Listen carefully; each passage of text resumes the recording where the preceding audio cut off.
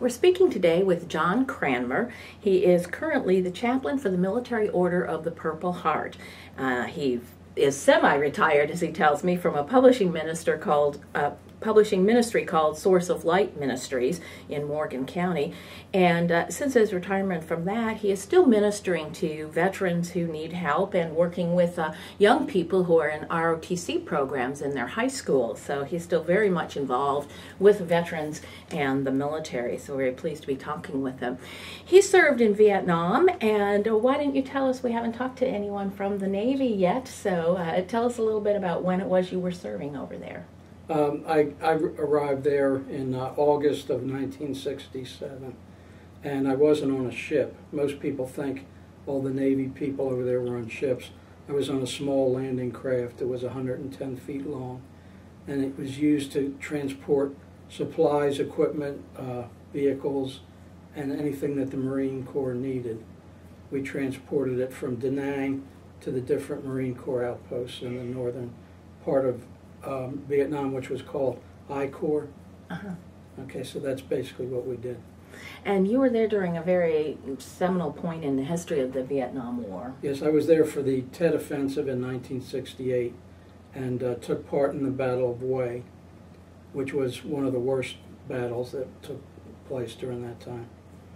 And so, even though you were on this landing craft shuttling things back and forth, you saw a lot of what was happening in combat, and you were in a combat zone. Yes, because we had to use the rivers to get to the outposts, and so we were basically shot at sometimes from both sides of the river. And you were there actually at 2 different times, you said, then, for yes, about a total of 9 months. Yes, I was there later, not doing the exact same thing, but it was still on landing craft. Is that when you were called a coxswain on that particular yes. landing craft? Yeah, the smaller ones. And what does the coxswain do on? Well, basically he's the pilot, and he's in charge of the crew. It's the small landing craft only have a 3-man crew, and he's basically in charge, and he pilots it, and he's responsible for it. So, what was it like being over there at the time?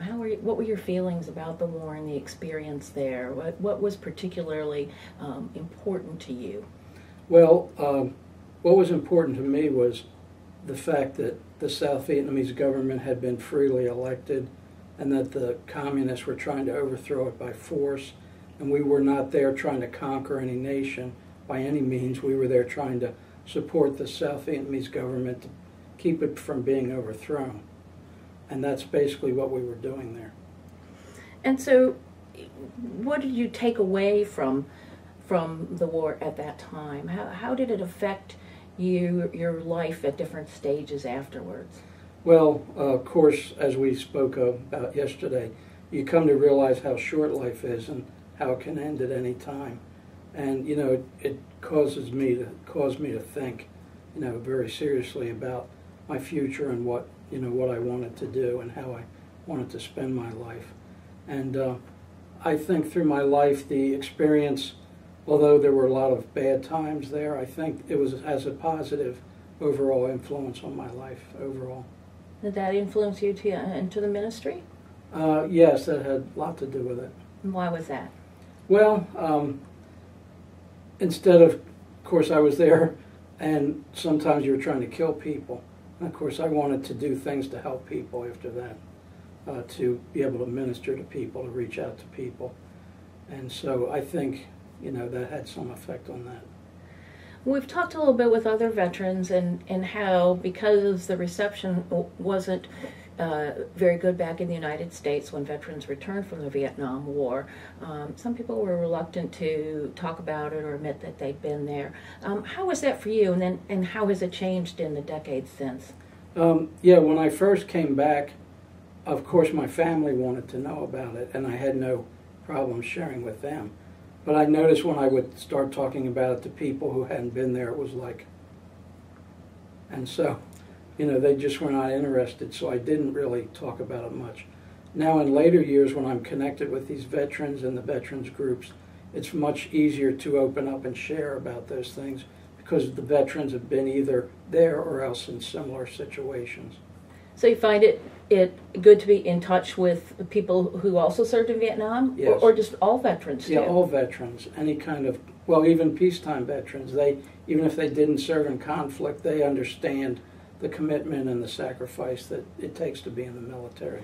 Have you talked with veterans of Iraq and Afghanistan? Are you finding similarities and things that connect you? Yes, definitely. I haven't had as big of an opportunity as I would like to, but I have had some opportunity, and yes, they face the same things that we did. The feelings of, what did I do? How can I? In fact, one of them recently I come across. How can I be forgiven for what I did over there? So yeah, they face the same struggles. That's very difficult. Yes. You talked about coming back, and it wasn't the best reception. You had some stories about some people who were not treated very well at all, I think. Yes. A friend of mine, when I was in Vietnam, worked on the base in a Quonset hut. In the Navy, a yeoman is basically a typist, file clerk, that type of thing.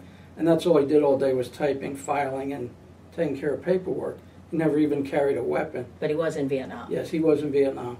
When he was returning home on leave from the first time, he got on the plane and he sat down next to this young college student, and she looked at him and immediately pressed the stewardess button. The stewardess came back and said, what can I do for you? And the young lady said, you're going to have to move my seat. And the stewardess said, well, why? What's the problem? She said, I refuse to sit next to a baby killer. Well, of course, he never even carried a weapon. But a lot of people had the concept that every U.S. serviceman over there was killing babies and burning villages and doing all these terrible things, which, of course, was not true. You think that part of that was because of how much attention was given to the one isolated incident that happened at My Lai? Yes. My Lai was a very tragic incident. It should have never happened. And there was a lot of attention given to that. But on the other side of it, the communists did a much worse atrocity at Hue during the Tet Offensive, and it never hardly got any coverage at all. I think there was over 3,000 civilians that they took out, killed, and buried in a mass grave, which was discovered, I think, about 6 months later. When they started to plow the field, they started digging up bones, and that's when it was uncovered where all these missing people from Hue had, what happened to them.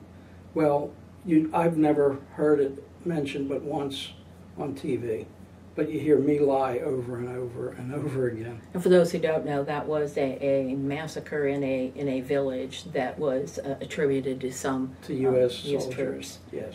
Yes.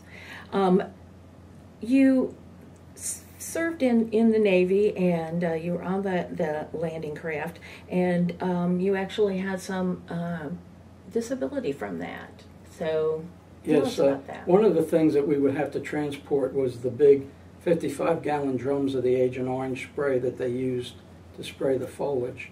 And of course, the military forklifts, when they loaded things, usually were not very careful, and they usually punctured whatever it was. And of course, that meant that the Agent Orange leaked out onto the deck. Well, we had to, as the crew, we had to clean that up when the deck was unloaded. We'd have to clean that up, and so we were all exposed to it. And are you getting some compensation from the U.S. military for that? Yes, they say that my diabetes, which I developed later in life, is caused by that, and I'm getting compensation for that.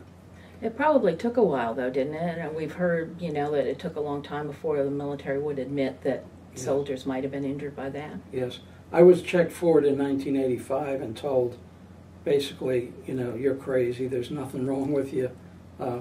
Then when I was checked again in 2010, it only took 9 months after that, after being examined and everything, that it was approved. So it was 9 months later. So the difference between the two times was really amazing.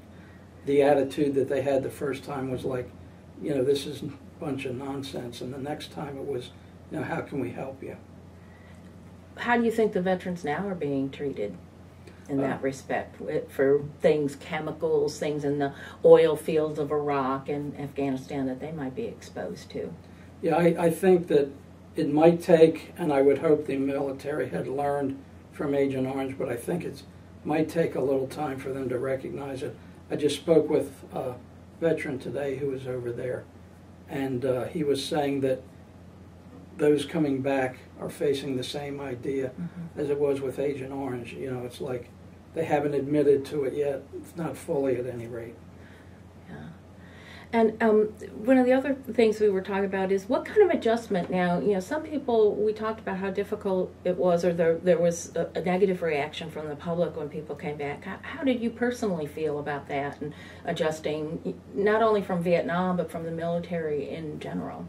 Okay, well, coming back from Vietnam, I've run into a lot of veterans who've told me horror stories of when they first came back and the reception they got. We were very fortunate in our unit. They flew us into a naval air station not far from our base, and then we were transported from there by bus, usually in the evening at nighttime. We never ran into any of the crowds of protesters or any of that thing, so that was one blessing that we didn't have to face. As far as adjusting, I think the hardest adjustment was when I got out of the Navy, getting out of the regimented routine of what you had to do, and my mother said to me, you know, you're doing things you don't really need to do. You're home now, and it was just so hard to give up that because it was so ingrained with doing it for almost 4 years. Wake up, reveille, you know, everything in its time and its place, and all of that kind of thing. Yeah. So you said it kind of affected the rest of your life. You seem to have coped pretty well. Do you think that that's due to the way your experience was, something, you know, in your family life? Your own personality as it developed?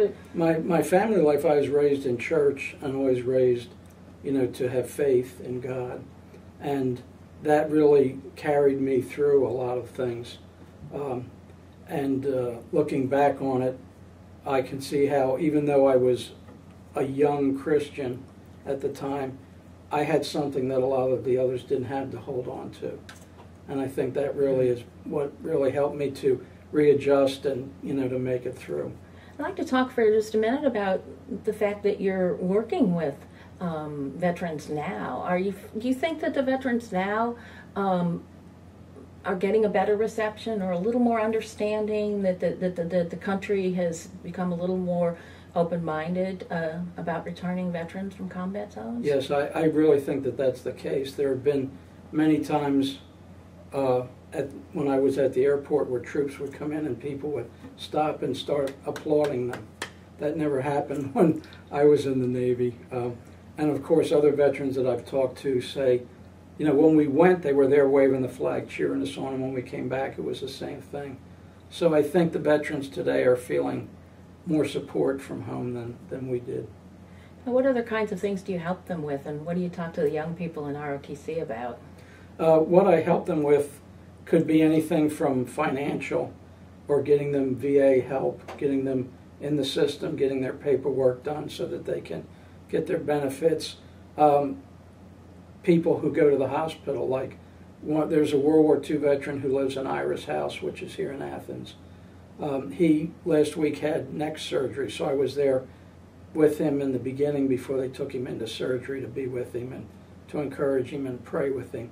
I do that type of thing. With ROTC, it's really trying to build a relationship with these young people, tell them how proud I am of them, that they're disciplined, they're on the right track, they're doing what's right in society. And our chapter gives out an award every year to cadets, and there are 3 high schools now that I'm going into, Morgan County, Newton County, and Greene County. And I go into their award ceremonies at the end of the year and present the Purple Heart Award to the cadet that they choose. We don't choose them, they choose the cadet. But we go and present the award. And the leaders in the ROTC tell us that really means so much to those cadets, that, you know, somebody from that organization is coming to, you know, actually present the award. Well, we have a picture of you with someone. Can you explain what that is about? Yes, that cadet is from Greene County High School, and earlier this month in May, they had their award ceremony on a Saturday evening, and I went, and he was chosen by the leadership of the Cadet Corps to receive the Military Order of the Purple Heart Leadership Award, and so I presented it to him. It consists of a very nice certificate with his name on it, and also a medal that says leadership that he can wear on his cadet uniform. All right. Well, thank you so much for speaking with us, and thank you for your service. You're welcome, and I appreciate the time.